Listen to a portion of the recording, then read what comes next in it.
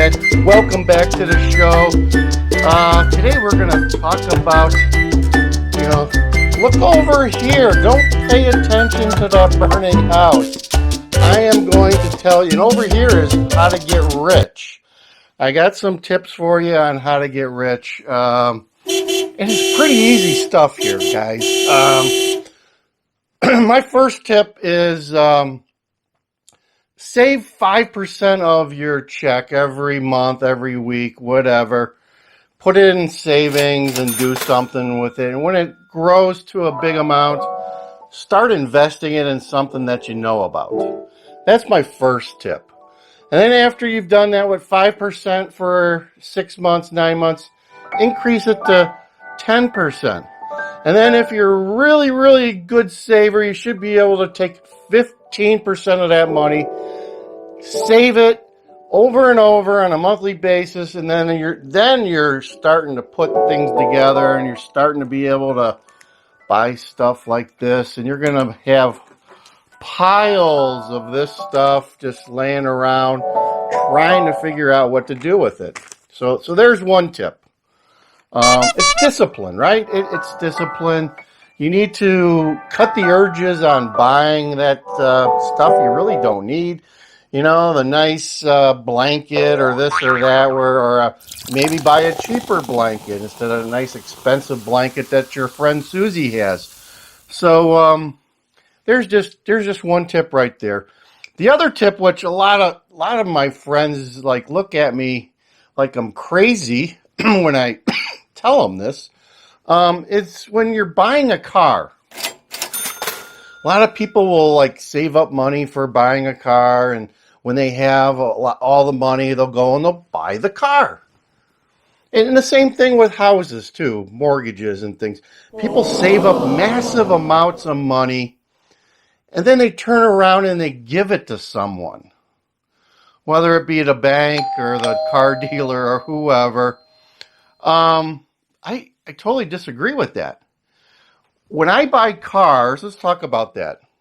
When I buy cars, I finance my cars as much as possible. One, I look at the car and make sure I'm buying a good car, buying a trustworthy car.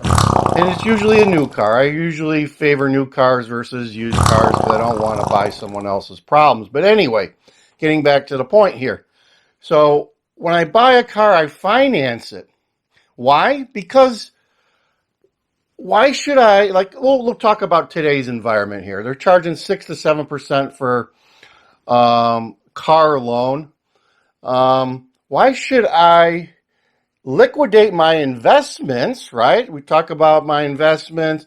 I'm a really big believer in certificates of deposits right now. So I know I can make 5% on a CD. So I'm only losing 2%, right? If my car interest rate's 7, CDs are 5, I'm only losing 2%. But if I were to take that money and buy that asset or move that money or turn that money into a car, I would be making nothing because cars depreciate.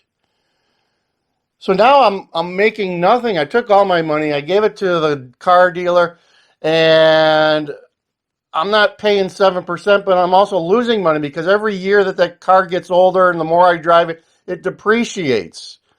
Where if I just kept my money, financed that car, I would be making 5%. I'm still getting my depreciation on that car, but I'm paying for that car in time payments. There's the tip, guys. It takes discipline, though. It does take discipline because whatever it is you buy, you should be able to afford, and you need to be able to save that money up first as a cushion. But I do not recommend going and giving your money to a banker or a car dealer because this stuff buys you, not only buys you the house or the car, it buys you options, right? So let's talk about a house. So if you put 20% down on a house, you're going to get a better rate. That's fine. But, in today's market with house prices coming down, if you take your nest egg and dump it into a house, you're dumping it into an just like a car. It's going to depreciate potentially when house prices plummet during our coming recession. So that's just one issue. The other is once you take that money, put it into your house, into that asset, you no longer have access to this. So if the asset needs a new roof or you need a new car or whatever, you have a problem with this or that, transmission goes out on a car, you need a couple of grand to do something with, you don't have this. So now you have to set up like a HELOC or something. Now you're paying someone else to get access to the money you just put into an asset. It's crazy. That's craziness. Common sense says, you know what? I'm going to buy that house for as little as I can, right? Within reason. I don't believe in no docs or no interest loans and stuff like that. No. Stay away from that. But you should be paying something on the house and bringing down the value or bringing down the value of that loan over time. But don't go wild. Don't go wild and throwing 20% in, maybe 10% or 15%. Whatever it is you can afford and still have some of this left over to buy you options, right? That's what this is all about. This stuff here is all about options. And if you don't have this, you don't have options. You're at the mercy of the banker. You're at the mercy of the car dealer. You're at the mercy of whatever it is you need. But if you have this, you can get that other stuff. So, it's pretty simple, but there's several people. I can probably come up with 4 or 5 people I know that we've had this discussion about cars specifically. And actually, a couple of months ago, I had the same discussion about house buying with a couple of family members. And, they were all going to go 20% in. They had saved up this nest egg and they were just going to dump it into the house asset that they were going to buy. And I'm like, don't do it.